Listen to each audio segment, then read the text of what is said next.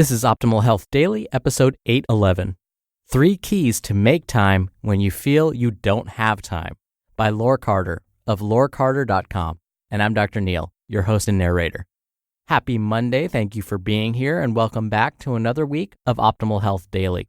This is where I read to you from some of the best health and fitness blogs on the web, kind of like an ongoing audiobook.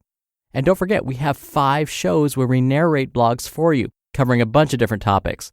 Check them all out by searching for Optimal Living Daily wherever you're hearing this. Now, I love the topic of this post. I've had patients who are retired, tell me that they don't have enough time to eat right or to exercise or to manage their stress. Let's face it, we could all use that excuse that we don't have time to do these things. But is it really about time or is it all about priorities? Well, let's see. Let's get right to the post as we optimize your life. 3 Keys to Make Time When You Feel You Don't Have Time by Laure Carter of laurecarter.com. The problem starts with thinking in terms of having time as opposed to making time. We all have the same amount of time in a day, but what we make of that time, how we use that time, is what differentiates us. Have you ever read The 7 Habits of Highly Effective People by Stephen Covey? I read it when it first came out in 1992, and it's as relevant today as it was 26 years ago.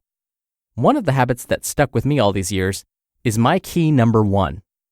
Key number 1, prioritize. In order to make time, you've got to prioritize. Let me ask you something. How do you expect to get the results you want if you're not willing to put what's going to get you those results first? Do you want to feel good in your body? Do you want to be healthy, lose weight? Then make what's going to give you these outcomes a priority. A couple of years ago, I had a client who just had a baby. When she started working with me, she told me that with a young child, she felt that her day was not hers anymore. So we started brainstorming to see how she could find time. I asked her when she went home to write down everything she was doing during the day, hour by hour. The next time we met, she said, "I'm almost embarrassed to show you my notes." "Why?" I replied. "Well, because by doing this exercise, I realized how I get easily distracted. I start on something, then something else catches my attention, so I start on that, and so on. And at the end of my day, I'm left with a lot of things unfinished and feeling discontent." So in other words, her not having enough time was really her being easily distracted. What's behind your not having enough time? Be honest with yourself. The 7 Habits of Highly Effective People talks about prioritizing in terms of what's important and what's urgent. And there are 4 levels to this. Level 1, important and urgent. Level 2, important but not urgent. Level 3, not important but urgent. And level 4, neither important nor urgent. Once my client decided that her daughter and her health were both important and urgent, she found that she had more than enough time to care for her daughter and for her own well-being too. Everything else could either wait or she could ask for help. Key number 2, get organized. In order to be able to make time, you have got to get organized. I'm not going to lie to you. To eat healthy, to exercise, and do all the other things that are important in your life takes time.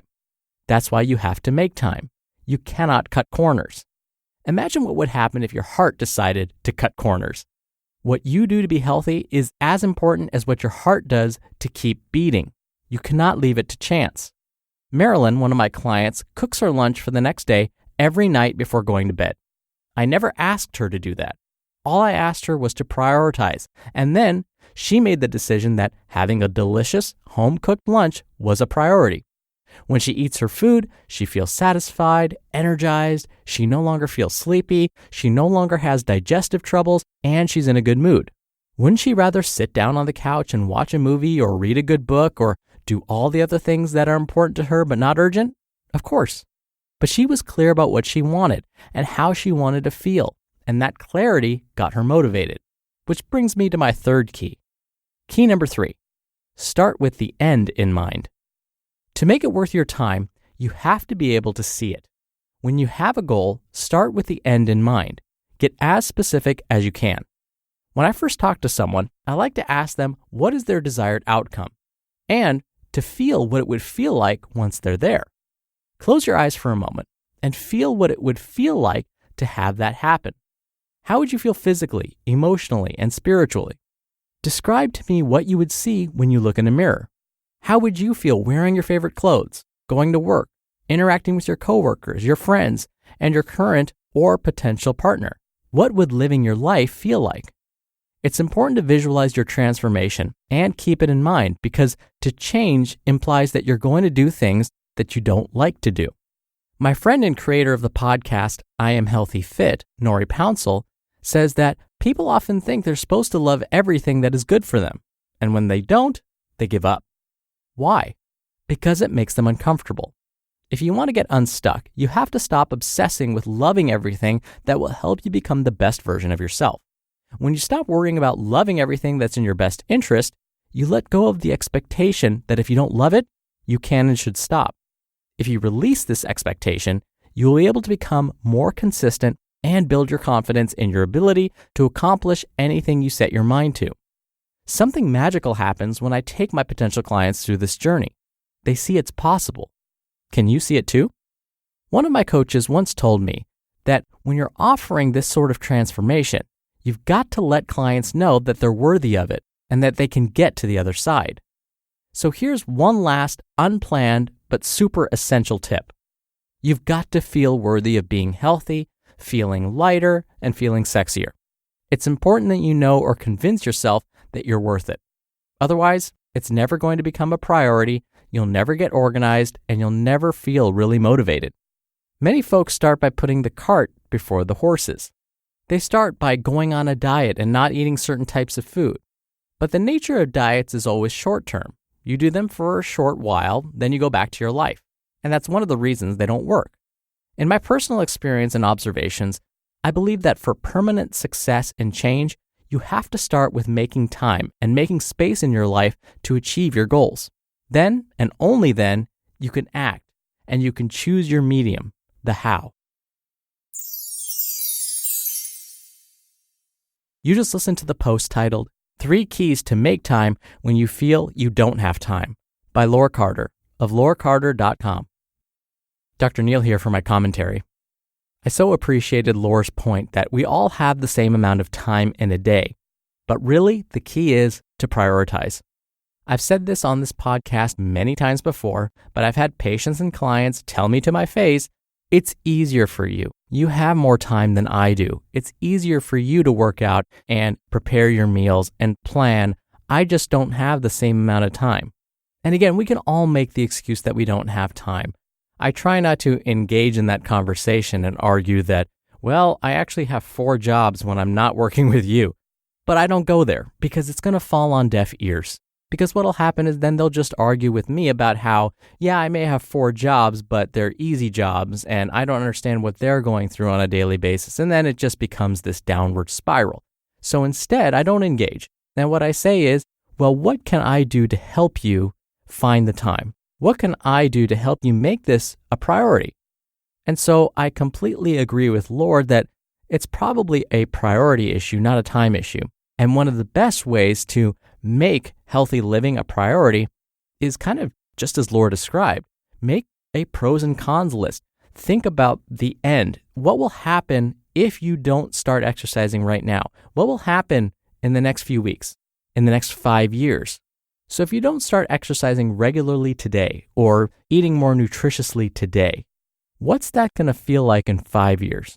What about 10 years? That's one technique I like to use to help people prioritize what's really important in their lives. And oftentimes, these healthy behaviors start to become more of a priority when we think about ourselves long term, when we visualize ourselves down the line and how maybe our not so great habits today are going to affect us tomorrow. And in fact, I'll leave you with this quote: do something today for which your future self will thank you. And that'll do it for the Monday episode. I hope you have a wonderful start to your week, and I will be back here tomorrow as usual where your optimal life awaits. Hello, Life Optimizer. This is Justin Malik, creator and producer of this show and Optimal Living Daily, the brother podcast of this one. Literally, I'm Dr. Neil's brother. If you like the format of this show, you'll love Optimal Living Daily too, where I also read to you from blogs, but cover other topics like personal development, finance, and minimalism from bloggers like Derek Sivers, The Minimalists, Zen Habits, and many more. So for more amazing content read to you for free, come subscribe to Optimal Living Daily too, and together we'll optimize your life. You've been listening to Optimal Health Daily. Be sure to hit the subscribe button to stay up to date on each new episode, and head to oldpodcast.com. That's oldpodcast.com for a free gift, as well as more actionable tips and resources to help you maximize your potential. Thanks for joining us, and remember, your optimal life awaits.